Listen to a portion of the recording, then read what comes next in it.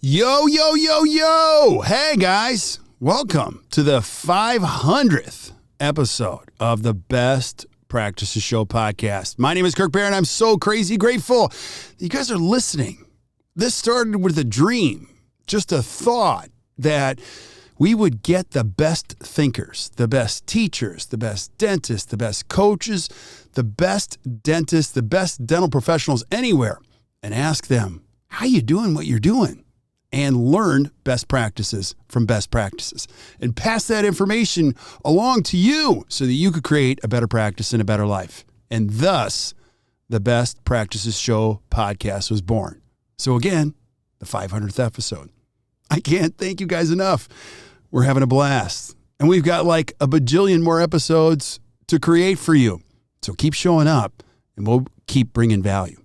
So I thought, actually, I didn't think. One of my team members, amazing team members, thought, like, for the 500th episode, let's get everybody on and let's really help our listeners with one of the toughest questions that they ever get, which is, do you take my insurance? So today, as a team, we solve or help you solve the do you take my insurance question. So check it out. I know you guys will enjoy it.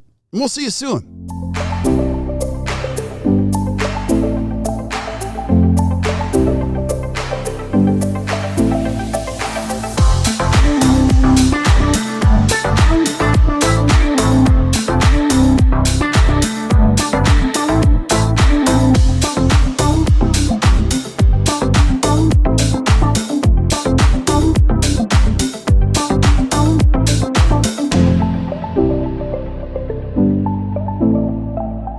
Hey guys, welcome back to the Best Practices Show podcast. I'm so pumped you're here. If you weren't here on the podcast, you wouldn't have seen this, but like I did the intro and I didn't hit the record button. So that's why I'm not in charge here very much anymore. But I want to thank you guys for showing up to the podcast. Number one, just thanks for listening. Thanks for showing up. This is actually our 500th episode, which is crazy. And it's a special edition of Say This, Not That. And like the Beatles say, I'll get by with a little help from my friends. And I've got all my friends on today, which are ACT Dental team members, and they're amazing. If you hadn't had a chance or haven't had a chance to meet them, I'm going to highly encourage you to meet them because they are the reason this all works here. I'm just the bald, weird guy who doesn't really know how to do a whole lot. So one of the secrets, if you're taking notes, write this down. Surround yourself with great people because your life just gets better. And that's all about. So in this particular episode, what we're going to do, and I'll start with this, like the whole podcast, the whole vision for this, if you've been joining us since the beginning, it's called the Best Practices Show. Our goal was to find the best thinkers in all of dentistry, the best speakers, the best coaches, the best leaders, the best dentists, anywhere that you could learn from them and apply best practices in your practice and create a better practice and a better life. So here's the deal. You keep showing up and I'll keep bringing it. How's that? That's a good deal. All right. And today is no exception. We're going to be doing our first edition for the 500th episode of Say This, Not That. So thank you guys for listening. Now, I want to start with this. Say This, Not That was born out of a document. It's one of the most requested documents we have. Jenny, you kind of helped us pioneer. Why is Say This, Not That so important to our clients and dentists and team members alike? Well, I believe we all believe here at ACT, what we say matters. Words matter. Words carry weight. The way we communicate with each other, with our patients, it changes our days.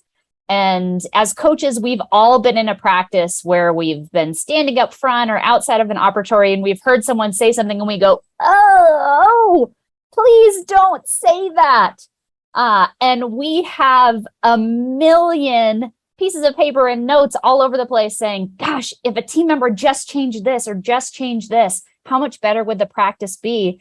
And this has been years in the making, and we've got a document now of things that we have heard team members say that are amazing and things that we've calibrated about together that really can make a huge impact in your practice when you make slight shifts in language. Love it. Love it. Love it. Love it. So if you're listening, here's an idea. Your ability to communicate as a team is going to determine how far you go in dentistry. So lean into learning about how to communicate and use your words and present solutions to challenges. So we're going to couple say this, not that with another concept that a great coach introduced on our team. Ariel, you presented the whole idea of like every time you get an obstacle, have your team members ready with 2 solutions. Can you share that idea? Yeah, the whole reason is just to get your patients to start thinking of what, because they have one excuse ready, and it's just like, okay, well, hey, I got 2 solutions for you. And it's just to get them thinking outside of the box. And with this, it's not a script of what you should be saying. We're just going to help you of how to say things a little bit better. Love it. Love it. Love it. Love it. So I'm going to play the antagonist. Did I say that right? Like the person, and I'll also jump to the other side of the fence on the solution, but we're going to start today's episode with the most dreaded question that you, your team members, anyone in a dental office ever gets. It's the question that makes your skin crawl. You ready? Here it comes. Do you take my insurance? Or watch this one. Are you on my list? Patients call your office. They don't even say hi. They go, hey, do you accept, do you take my insurance? You're like, I'd love to know your name first. So, all right, speed round. Who wants to introduce a solution to this or just a thought process to kind of open it up a little bit? Like you said, first, if they're saying something without even getting their name first, you got to start there. You need to start building a relationship with that patient over the phone first. In this life, we are human first, right? We need to make sure that we are getting their name and understanding a little bit about them before we jump into those hard to answer questions. Totally agree. And so, one of the things that you might want to consider, say this, not that, is not say anything except ask a question. When somebody asks a question like that, don't answer the question. Instead, ask another question like, I'm the person you talk to. I love your question. Can I ask you a question? What are they going to say? No, they're going to say yes. Say, all right, can I have your name? Because I always love to know who I'm talking to. So what a great place to start. Anybody else have any thoughts? I love from a mindset also. Team members are so frustrated with this question. Just remember, patients are asking this question oftentimes because they don't know what else to ask. They believe it's the only question to ask. So just encourage all of your team members, don't be mad, don't be upset when this question comes. Just realize, hey, patients are asking it because they think it's the best question. So we're going to just guide them with some other questions to, like Heather said, begin building relationship, building rapport, the things that are going to set you apart. Kirk, I love you said this is like that big boulder, set it aside. Don't be mad at it. Don't let it start the call off with frustration. Just say, I knew it was coming and let's move on. Yeah. So 2 things before we keep going. Remember the obstacle is the path. So like just grab it, set aside and go, oh, this is awesome.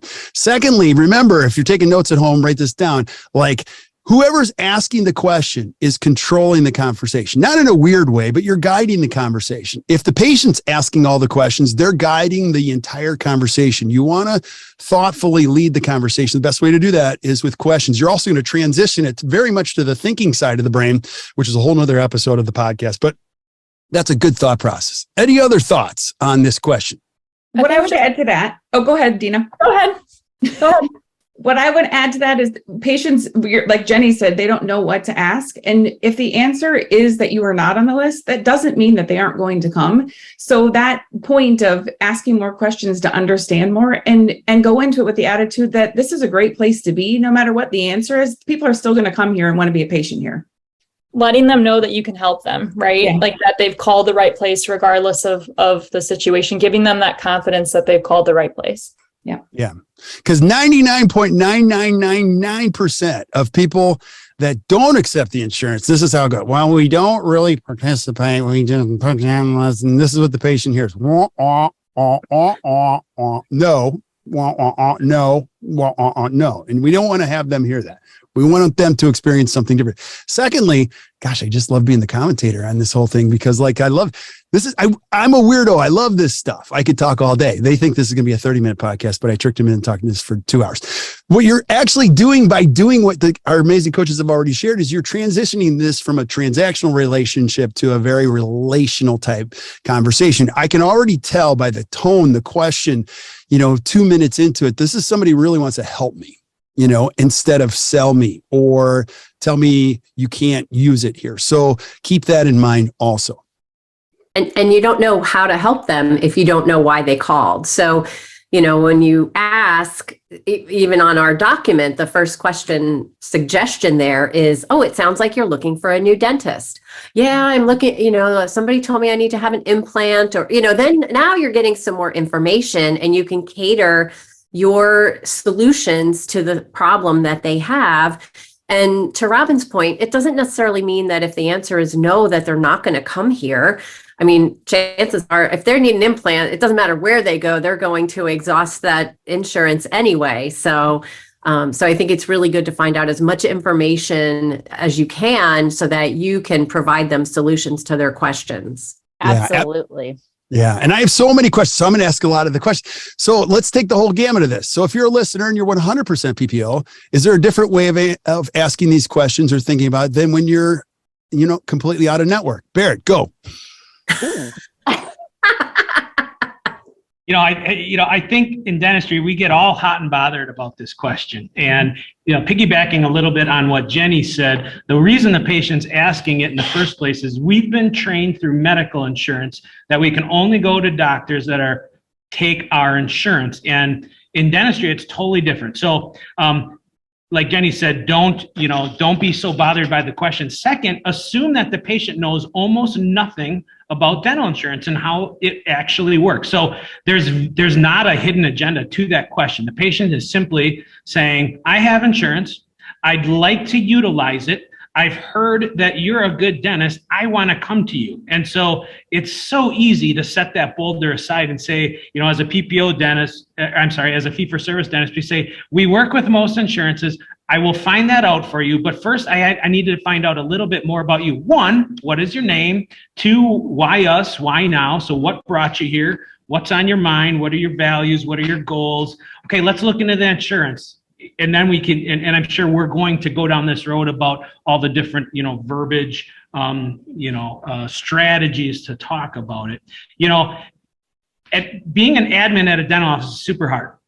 And there's often this huge gap between our thinking and what comes out of our mouth and the story that's telling. And it's so hard to mesh your thinking and your mindset with what comes out of your mouth. It takes training, it takes practice, it takes years of experience. And the very best people at the front desk are the ones that have been able to close that gap. And that stuff just rolls off their tongue. If you're an admin and you're listening to this and it's uncomfortable and it's awkward, that's okay. It is hard stuff.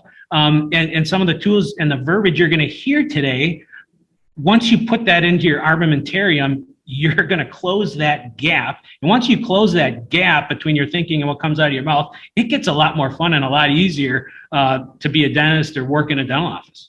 Yeah. And that's a pretty big gap for me is like my thinking and what comes out of my mouth. Because a lot of times I screw that up. So something to think about. But one of the things I just want to keep, gosh, I love this. I absolutely love this because every business in the United States exists for one reason, solving problems. You're going to get problems. The best dental practices we see in the United States are really good at understanding and solving problems. So don't set your expectations if you're an admin or a dentist that, there's going to be a wonderful day where there's a rainbow and everyone calls this office and goes, I know you don't accept insurance. I've been saving a lot of cash. Do you just take cash or like Bitcoin and can he just prep all the uppers? That doesn't exist. Even out of network doctors get 9 or 8 out of 10 really lousy calls. Do you take Aetna? You just got to be ready to think differently. Like we handle and solve these problems really well. One more thing I would just want to throw into the group. This is one of my questions. Like, do we want to mislead patients? There are people in dentistry that tell you, don't worry about it, just get them in the office. Is that something we want to do? No, that's a leading question. I get this question all the time, right? I don't want to, but I can't lie, right? I can't lie. And I would never say, oh, like just go ahead and lie to your patients, but what can you say that's true and helpful? Mm-hmm. One of the things that you can very often say that's true and helpful is, hey, we are an insurance-friendly practice, and I would love to share with you how that works. Let me find out a little bit more about X, Y, and Z first. Because if you submit claims, if you call for any level of coverage, if you send a pre-authorization, even if you give them the claim and the narrative and the x-rays to help them file a claim on their own, that is a level of insurance friendliness. Love it. Love it. What is an unrestricted provider? Has anybody heard that term? What is that? That's something you can use on the phone. I use that all the time, and it basically, my mindset, my philosophy is, if I sign on the PPOs, I'm restricted. I'm restricted by what that insurance covers. I'm restricted by how often you can do certain procedures. I'm restricted by the 20-year-old girl sitting at the desk just saying no to claims, and I have to call and talk with that person. I'm restricted. And so when I take that restriction away and I take my relationship with the insurance away, now the health of that patient is solely between me and them. And their insurance is awesome. I love insurance because it helps patients access needed dental care. But I don't want the red tape and the logistics of that insurance to get in the way between me and my patient, because the insurance needs to make a profit. They're a business, but they're not in my practice. They're not here looking at this person's mouth. They're just looking at x-rays. They're just looking at my description, and they're just going to deny a certain percentage of claims. That's part of the business model. And so when a patient hears a doctor or a dentist say, hey, this is between you and me, we're going to bring in your insurance. We're going to maximize, because a patient just wants to know that they're going to get their maximum coverage. And when a patient knows, like, I'm going to get you every cent that XYZ Dental owes you, but your decision in your mouth is it's certainly yours, and I'm going to help you make that decision, but we're going to get you every cent. Most patients love that. And to Jenny's point, I love the idea of never lying. Just say, yeah, you're going to probably spend a little bit more here, and it's totally worth it. And when you look a patient in the eye and you tell them that, they're like, I'm all in. Yeah, love that. And back to your point, Barrett, like one thing, true or false, the more you bring up insurance, the more the patient brings up insurance. The less you bring up insurance, the less the patient. True or false? True. Oh, 100% true. Yep. More energy you Why? put into it. What you talk about, they think they need to talk about. Right. Hey, If the explain first that. question you ask them is, what insurance do you have? Then you've just created that relationship to be based on the insurance. And so we will often coach that even if the patient asks that question, to let them know, like, that's a really important question, and I totally want to get to that for you, but is it okay if I ask you a few other questions first? And then you have to get back to it. You have to come back to it. If you've made them that promise that you're going to talk about it, then you have to do that.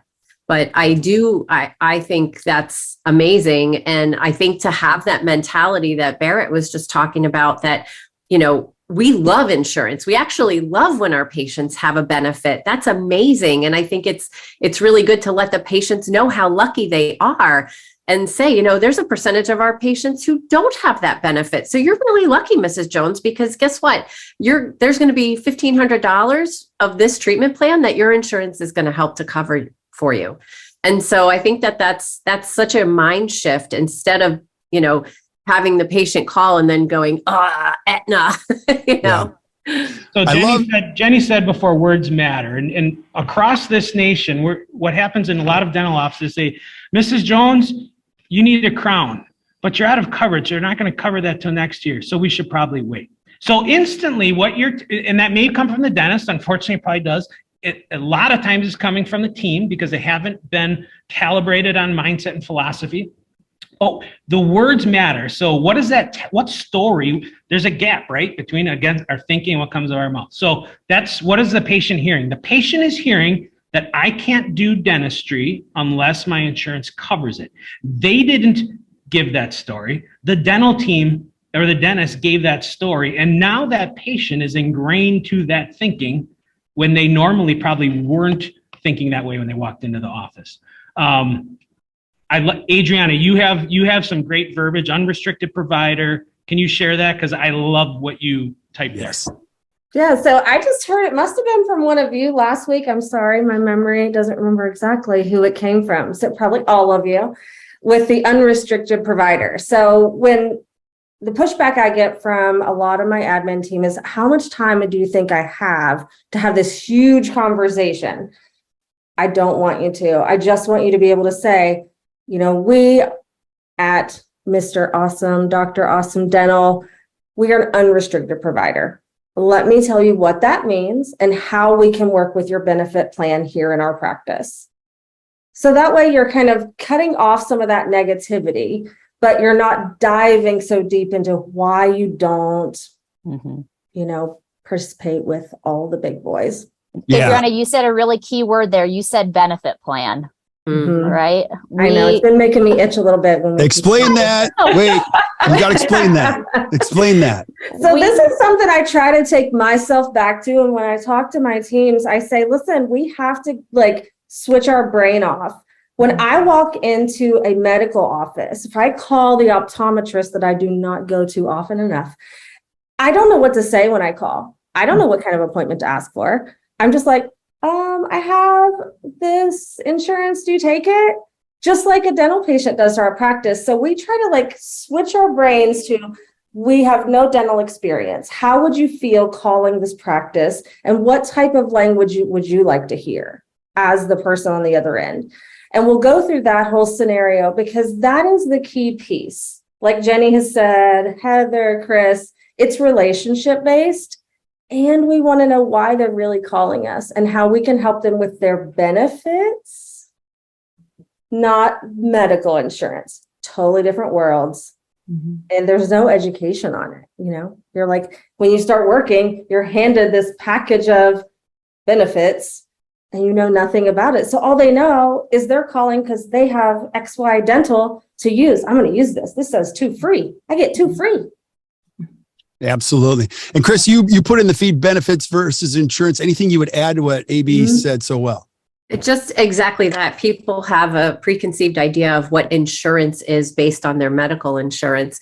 And, if you do work for a company and you have a benefits package, the HR director is probably going to tell you to go to the people on your plan or to go to the people who take our insurance. Because that's what they know. That's their understanding. They're trying to save costs for their employees, and that's what they're going to say. So we just need to have a little bit of a shift around what the verbal skill is and why we're going to use it. I like the idea. One of my teams will ask, because what Adriana said is true. A lot of our admin team don't have 15, 20 minutes to spend with every single new patient. So rather than saying, what insurance do you have? This team that I work with, they will say, do you plan to use benefits for this visit? And so it's a nice way of finding out if they have something and what they plan to use without saying, do you have insurance or what type of insurance it is? Are you planning to use benefits for this visit? So you're already setting up the expectation that it's a benefit and asking that question so that maybe they might say, oh yeah, I have XYZ. Oh, great. That's awesome. I'm really glad you have some sort of benefit. Let's talk about how we can utilize that here in this office. Yeah. And every once in a while, you're going to get pushed into a corner that people ask you, well, are you going to how much is it going to cover? And it's okay to be completely honest with people. It really is. Just be totally honest. So if they're saying, well, I got this benefit, say, at a certain point, you guys can add in here, Mrs. Jones, it may cover a portion, it may cover some, it may cover none of what you discuss with the doctor. I'll help you every step of the way. I'm going to be your advocate. So I love the whole idea of it's not me versus you using your insurance, come here, we're going to do this together. And Behrendt, I love how you guys position that in your office. You really do a shoulder to shoulder approach with the patient, right? Yeah, absolutely. No surprises. We walk them through the whole process. We're totally upfront with costs. We're totally upfront with what insurance may or may not cover. And it's easy. And so one of the things that early in my career I realized, one, I couldn't stand talking about insurance. I couldn't stand the question, is my insurance going to cover this? I'm like, I'll never be able to do this long term. It's painful. And so if nothing else, the more you talk about insurance in your dental practice, the more patients you're going to attract that all they care about is insurance, right? And so we attract the people that, believe what we believe. So the more you put insurance in the proper mindset, the more you're going to attract patients to your practice that believe insurance helps, but believes their health is more important than what it covers. So we give energy to the things we talk about. So sometimes we got to step away, look at like a third party, looking at the verbiage, looking at, the message we're giving our patients, say, are we giving the right message or the message we want to be portraying? And sometimes, every practice, sometimes you find you're like, I don't know how we got into that habit, but we're sending the wrong message. Let's back up. And that's why a lot of times the idea of having verbiage examples or using tools, say this, not that. And people say, well, it's not natural. And it feels like I'm just using, I'm tricking people. Not at all. All verbiage does is you find the right verbiage examples that help you portray the message that's in your brain. And so you can close that gap. So you're not sending a message that's incorrect. So we need to practice this. I hate role playing, but if you're new to admin, role playing is super important to answer this question because it's hard to answer. And the best training is if it's legal in your state to record some phone calls with your admin, and the admin team is going to hate it, but it's the best learning that anyone can do is to hear. I recorded some consultations earlier in my career where I presented all this to patients, and they knew it was going to be recorded. And I was amazed how awful I was. And when you hear it, and you're like, I am sending the wrong message. I have to change my verbiage. So we've got to be humble in this at the same time. But use this tool, pick the verbiage that resonates with your mindset and use it or tweak it to be your own. But having verbiage examples is really, really useful. Absolutely. Yeah, it definitely has to be authentic. So don't read word for word what our suggestion is. That's why on this document, there's a space for you to come up with your own agreements. And what your team agrees is a good way to say it. And you could think about it too, is that your verbal skill is keeping the door open for that relationship, right? If somebody asks a question, do you take Aetna, and you say no, you have shut the door on that relationship. And there's absolutely no opportunity for that patient to come in and get the help that they're looking for. So if you just use these skills, it will keep the door open. Patient will get in, they'll get help, they'll be able to use their benefits, and you've done a really good job of creating a patient who values what you do. Yeah, absolutely. And I would add to that is saying that keeping that door open by me giving too much information on the phone, whether I'm trying to educate, now I'm just scaring them. Patients will say, how much does that cost? What is my coverage? I don't know. I just met your name. I just now know your insurance company. I don't know anything about it. I need to get you in to see the doctor to see what you need so I can say coverage.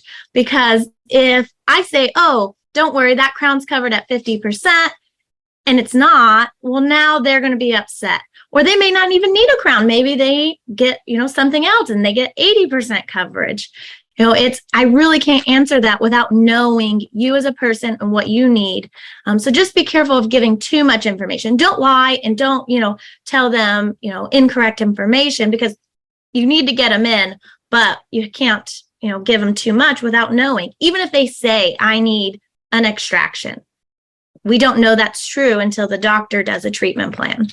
100%. I love that. And, what's been said is true. Like, just start with a little bit of learning and, true to that area. Like, if you don't know what to say, just always go back to the values of the practice. Like Mrs. Jones, I know you have a lot of questions, but one of the things that's really important to understand about our practice is that all of our treatment recommendations are based on the health of the patient. Now, we'll definitely help you with all of those questions. It may cover a portion, some of it, none of it, but I'm telling you, you're calling the right office. And if it's not, don't worry about it. Like, we're going to help you find the right place. Just the pure sense that you leaned into your values when you didn't know what to say is going to say a lot about you, and the patients are going to feel that. Now, one other thing I would just want to add, I just did a podcast with Gary DeWitt, you guys will love this because he's like, so many people in the world are like, oh, I just want like a different type of practice. Well, whose mindset has to change first? Is it the patients or us? And so while you're listening to this, I hope you're sweating a little bit. You're like, oh my gosh, I don't know that my front desk would ever say that. Or I don't know if I could say that. Our mindset has to change first. And so these are micro victories. You're going to use some of what the ACT team has said and you're going to be like, wow, that worked. And that's like a micro victory. Now your mind starts to change. Then the patient's mind starts to change. And then 6 months from now, you're like, wow, these people are actually coming in. They're keeping their appointments and they're asking about the health. And so somewhere along the line, the practice has to change. And back to what Jenny said at the beginning, language matters. Like our mindset has to change. The language changes. And so use some of this stuff just to change the practice in a micro effort every single day or every single week. So good stuff. Any other thoughts? Any last thoughts you guys have on this subject? And we're going to keep bringing it to you guys because I freaking love this stuff on do you take my insurance or are you in my network? Like, I would add that in addition to the words, the way we say it, like how AB has recommended, like, let me tell you what that means. We take control of that. We're proud of the fact that here is our relationship with insurance rather than, oh, unfortunately we don't, or when you get into those words, the patients, they see fear or that aren't comfortable with it. Whereas if we're approaching it with, let me tell you how I can help you, it just changes the conversation. A patient feels more confident in our answer and what we're going to give to them. Robin, I love that. Hey, one more thing. I missed this. AB, you mentioned triad learning. So can you just explain what triad learning is instead of role playing? Jenny, isn't that something we learned at Catherine A's house? It is. I love triad learning. It makes role playing suddenly so much easier. What is it? Doesn't it? Explain what it is. It sounds so much less intimidating. When we as coaches say role playing, you can watch people like scoot all the way down. Like they do not want to be volunteered for that. So like this is a perfect triad learning. 3 people. You can have Kirk, the antagonist, Chris, the customer, and Jenny is our beautiful admin who is the one taking a call from our customer. And just have them role play and triad learn together about the say this, not that. Then they can make their own little sheets, and then we can use Barrett's note cards to make like a game out of it. So then we can have this wonderful triad learning that results in a fun way to create our own say this, not that. Yeah, I love that. And maybe, they could even, if you're listening, just use the podcast. Just say, hey, you guys want to listen to this podcast during lunch? So like, and then pause it every once in a while. Go, would that work for our office? Anything that you can do to improve the mindset or the language of your office, you're making a huge impact. One more thing I'm going to introduce before we shut this down, because we're going to ask Dina word of the day, and she is going to shut it down because she loves that question. It's the herd mentality. So patients are going to call. They don't know what to ask. They feel a little alone. They've called a lot of different offices. You don't want to let them know that they're alone, and that's kind of a weird question for us because we only take cash and Bitcoin. You don't want to say that. You want to let people know the herd mentality. Mrs. Jones, we have a lot of people that call with exactly that same question. What you're letting me know is that I'm in a group of people that are kind of the same thing, and we help people just like you. We have many of our patients that actually work at the same plant that your husband works at, and we love them, and it works. Here's how it works here. I always love calling somewhere where people are like, oh yeah, we've talked to many people like you that are in the same situation, and you're talking to the right person. So it kind of validates, it makes me know that I made a good decision by picking up the phone call. And that's another thing you do is to say, listen, before you hang up, I know you had a lot of questions about your insurance. And I want you to know one thing, Mrs. Jones, you made a great decision calling our office. Now, how much I don't know yet, but you're going to meet our amazing doctor. She is an amazing dentist, and she's an even better human being. And you're going to see that during your first appointment. It's just a great way to let them know you're calling a different type of office. So cool. Gina, you had one thought. Many of our patients that have insurance, can you share that? Kirk, it's just piggybacking off of what you said. When you tell them that, oh, I've had this conversation with many people, it's telling them they belong. They feel safe there. When they feel safe, they can make really informed decisions with you alongside them, guiding them. So you got to make your patients feel safe. Make them know that they belong with you. Yeah, 100%. So I can't thank you guys enough. This is so fun. I just love having you guys on here, and I love talking about the challenges. And so thank you guys for listening to the first official edition of Say This, Not That. Do you take my insurance, or are you on my plan, for the 500th episode of the Best Practices Show podcast? Hey, if you weren't taking notes today, don't worry. We're taking notes for you. You can flip up. If you're listening on Spotify, Stitcher, iTunes, just flip up to the notes, not when you're driving, but you can see everything that we talked about. You'll see additional downloads, things. If you need help, feel free to reach out to us. If you're a dentist and you're listening and you feel alone and you're like, this is great stuff, but like, I need help as an entrepreneur, you can join us in our To the Top Study Club. You'll see a link down there. Or if you just want to talk to somebody about your practice, hey, we'll listen to you. You're not alone. Other people have had the same challenges as you. And so feel free to reach out to us. So thank you guys for being on. That was so fun. They're Thank like, you, Kirk. oh yeah. Okay, Thanks. great. Yes. It was awesome. Awesome. So stick around. We'll see about everybody else. But thank you guys for listening to the Best Practices Show. Hey, if you enjoyed today, do us one favor. Just hit the share button, share this with your friends. Keep sending us suggestions that we can add to Say This, Not That. We'll put them on the show. And Andy, who's our amazing video producer, what's up, brother? He will keep pumping them out to you. So until we see you guys next time, or you hear from us next time, keep watching or keep listening to the Best Practices Show. You guys have a great day.